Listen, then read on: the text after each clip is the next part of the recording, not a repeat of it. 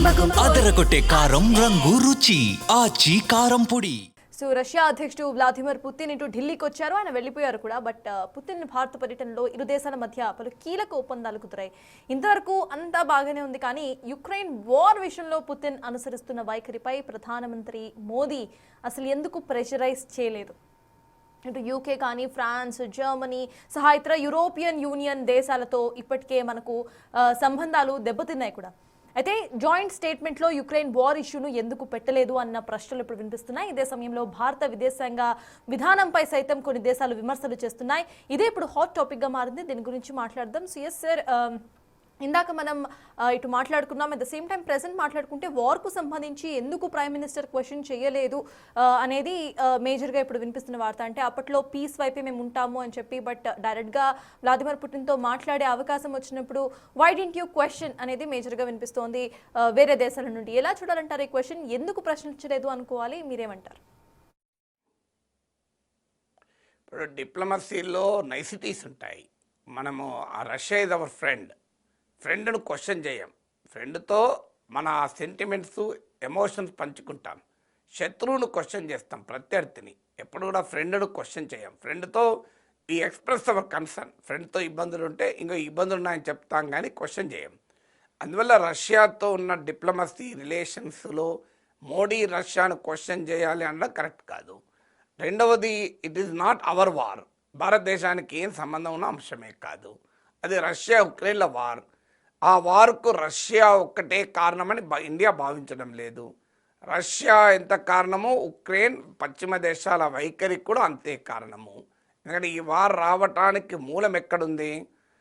Russian security ఇంట్రెస్ట్లకు ప్రమాదాన్ని తెస్తూ, Russian భద్రతకు ప్రమాదాన్ని తెస్తూ నాటో తూర్పు ఐరోపా వైపుగా విస్తరిస్తూ వచ్చింది సోవియట్ పతనం తర్వాత. సో ఆ తూర్పు యూరప్ వైపుగా నాటో విస్తరిస్తున్న ప్రతిసారి పుటిన్ అభ్యంతరం చెప్తూనే ఉన్నాడు ఈ లాస్ట్ 25 ఇయర్స్లో. ఇక ఉక్రెయిన్ విషయంకి వచ్చే వరకు no question of just opposing, మీ యాక్ట్ అని ముందే చెప్పాడు అమెరికా ప్రెసిడెంట్. అప్పటి ప్రెసిడెంట్ బైడెన్ కూడా చెప్పాడు. అయినా వాళ్ళు వినలేదు. ఉక్రెయిన్ కూడా నాటోలో చేర్చుకునే దిశగా అడుగులు వేయడం మొదలయ్యాక యుద్ధం స్టార్ట్ అయింది. ఇది మనం చెప్పడమే కాదు, ట్రంప్ కూడా చెప్తున్నాడు ఇదే కారణం అని. అందువల్ల ఇండియా ఈ పశ్చిమ దేశాలు, వెస్ట్రన్ కంట్రీస్ భావించినట్లుగా ఈ వార్కు కేవలం రష్యానే కారణము, ఉక్రెయిన్కు సంబంధం లేదు, వెస్ట్రన్ కంట్రీ సంబంధం లేదని మనం అనుకోవడం లేదు. అనుకున్నప్పుడు మనం ఒక్క రష్యాని ఎందుకు ప్రశ్నిస్తాం? ప్రశ్నిస్తే ఇద్దరిని ప్రశ్నించాలి. తర్వాత మోడీ ఉక్రెయిన్ వార్ ప్రస్తావించలేదు అనడం కూడా న్యాయం కాదు. జాయింట్ స్టేట్మెంట్లో లేదన్నది వాస్తవం. జాయింట్ స్టేట్మెంట్ ఇది పాలసీ స్టేట్మెంట్. కానీ మోడీ ప్రసంగంలో ఉక్రెయిన్ వార్ ప్రస్తావించాడు, స్పష్టంగా కూడా ఇచ్చాడు. మేము తటస్థంగా లేము ఉక్రెయిన్ వార్లో, మేము శాంతి వైపుగా ఉన్నాం, శాంతి కోసం జరిగే ప్రతి ప్రయత్నాన్ని సమర్థిస్తాం, కావాలంటే మా సహకారాన్ని కూడా అందిస్తామని మోడీ క్లియర్గా చెప్పాడు.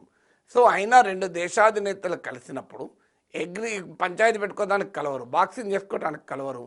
వాళ్ళు టీవీ ఛానల్లో షౌటింగ్ మ్యాచెస్లో పాల్గొనటానికి వచ్చిన రెండు రాజకీయ పార్టీల ప్రతినిధులు కాదు. ఇప్పుడు మీరు రెండు రాజకీయ పార్టీ ప్రతినిధులు మన తెలుగు ఛానల్లో వచ్చి ఎవరినోడు తిట్టుకుంటారు చూడండి, కొట్టుకునేంత పనులు కూడా చేస్తుంటారు. సో డిప్లొమసీ అలా ఉండదు. Diplomacy is not a shouting match. డిప్లొమసీలో ఉండేది ఏంటంటే అగ్రియబుల్ అంశాలపైన మాట్లాడుకుంటారు. డిసగ్రిమెంట్స్ ఉంటాయి. అందువల్ల ఉక్రెయిన్ వార్ పైన రష్యన్ పర్స్పెక్టివ్ వేరు, ఇండియన్ పర్స్పెక్టివ్ వేరు. అయినా పశ్చిమ దేశాలకు, అమెరికాకు అసలు హక్కెక్కడిది?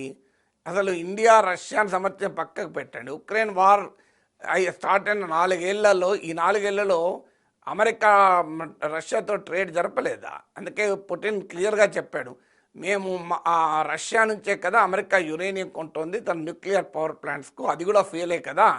ఇండియా ఆయిల్ కొంటే తప్పు, అమెరికా యురేనియం కొంటే తప్పు కాదా అని పుటిన్ ప్రశ్నించాడు.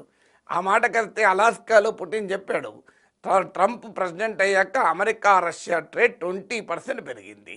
So what right America has to talk about Ukraine war?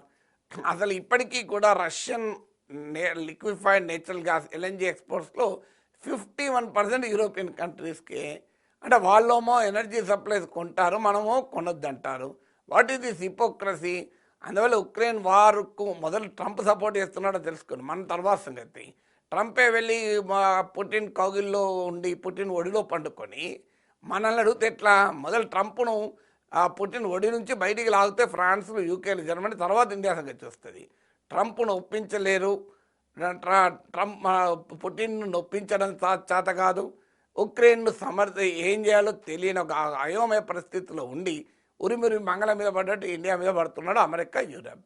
అసలు మనతో స్టార్ట్ కాలే యుద్ధం. మనం అడిగి యుద్ధం వాడు మొదలు పెట్టలే.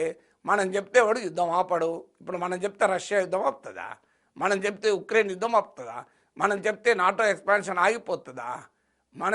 మనం చెప్తే అసీమునీని దగ్గర తీయద్దంటేనే ట్రంప్ ఇంటలేడు. సో ఎవరింటారు మనం చెప్తే? అందువల్ల మనం ఇండియా చెప్తే ఏదో రష్యా పుటిన్ వెంటనే ఇని ఉక్రెయిన్ వాళ్ళు ఆపుతారన్నంత భ్రమల్లో ఎందుకు ఉండాలి? అందువల్ల ఎవరి ఫారిన్ పాలసీ వారికి ఉంటుంది. మన నేషనల్ ఇంట్రెస్ట్ ఉన్న చోట అగ్రి అయిన అంశాలపైన వీళ్ళు అగ్రి. ఇప్పుడు ఇండియాకు చైనాకు సరిహద్దు వివాదం ఉంది, కానీ China is the largest trading partner of India. అప్పుడప్పుడు అమెరికా, అప్పుడప్పుడు చైనా ఉంటుంది, ఎక్కువ కాలం చైనానే ఉంటుంది. ఇవాళ I think even today after Trump tariffs China is the largest trading partner of India. మీరు గూగుల్లో కొట్టండి which is India's largest trading partner అని, ఆన్సర్ చైనా అని వస్తుంది.